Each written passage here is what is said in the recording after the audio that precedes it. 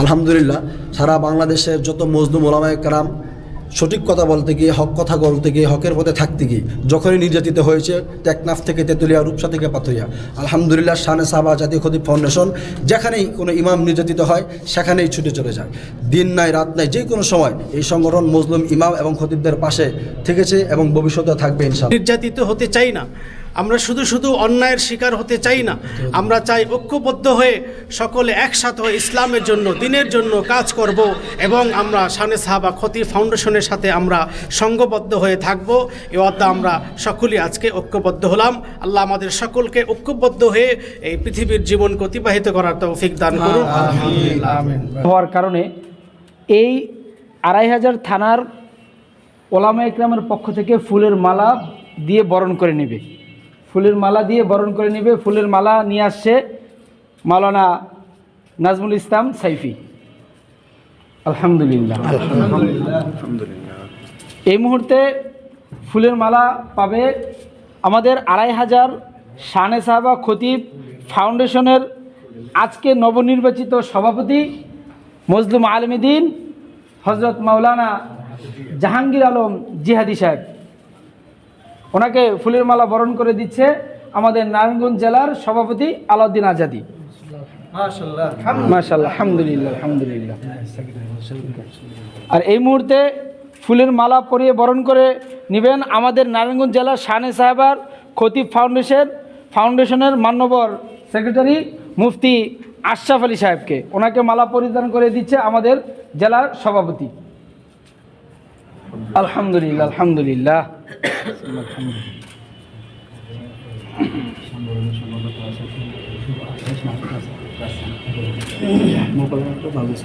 জি, আমার ব্যাপারে পরিচয় দিব কেটা। এ পর্যায়ে আমাদের সামনে নারায়ণগঞ্জ জেলার সাংগঠনিক সম্পাদক জনাব মুফতি মুজিবুর রহমান ফিরোজী সাহেবকে মালা প্রদান করবেন নারায়ণগঞ্জ জেলার সম্মানিত সভাপতি সাহেব জনাব মুফতি আলাউদ্দিন আজাদি সাহেব।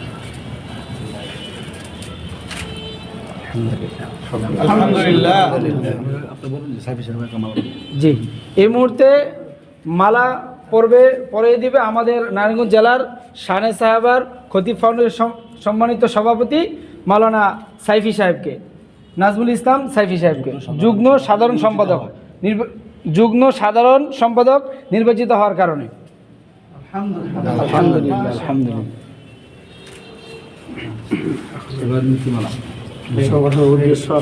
এটা আপনি বললে মনে হয় ভালো হয়।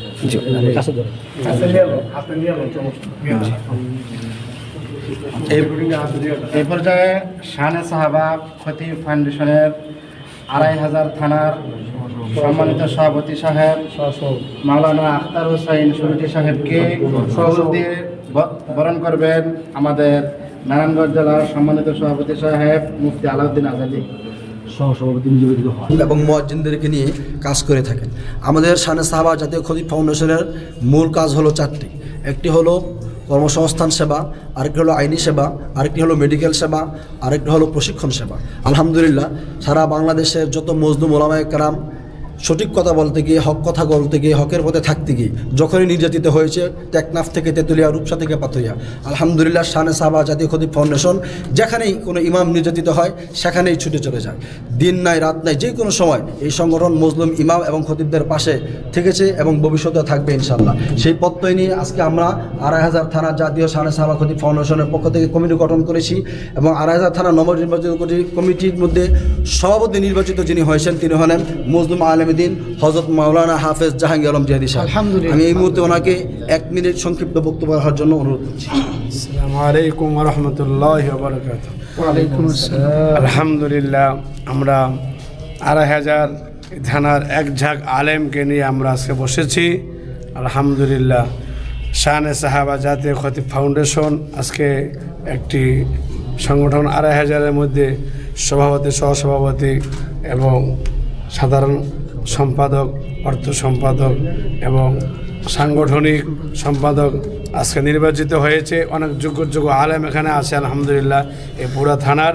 তো এই থানার ভিতরে কোনো ইমাম যদি আজ থেকে নির্যাতিত হয়, অন্যায়ভাবে যদি কোনো একটা ইমামকে বিদায় দেওয়া হয়, আমরা সঙ্গে সঙ্গে এই শানে সাহাবা খতিব ফাউন্ডেশনের এই প্রত্যেকটা লোককে নিয়ে আমরা যাব এবং কী জন্য ইমামকে বিদায় দিল, কী দোষটা, এটা আমরা খোঁজখবর নিব। যদি অন্যায়ভাবে একটা ইমামকে বিদায় দেওয়া হয়, ওটার ওই মসজিদের সভাপতি বলেন আর যত লোকজন আছে মহল্লার প্রত্যেকটা লোককেই এই ব্যাপারে এই জবাব দিয়ে দিতে হবে। আর ইনশাল্লাহ এখন থেকে আলহামদুলিল্লাহ এই থানার আমাদের 2500 এই থানার একজন ইমাম, একজন আলেম বা একটি মাদ্রাসা প্রিন্সিপাল বা যে কোনো দায়িত্বশীল মসজিদের মাদ্রাসার যে কোনো লোকে যদি মাজলুম হয় বা যাকে অন্যায়ভাবে বকা দেওয়া হয় বা শাস্তি দেওয়া হয়, যে কোনোভাবে হ্যস্ত হয়, আমরা ইনশাল্লাহ আছি থাকবো ইনশাল্লাহ।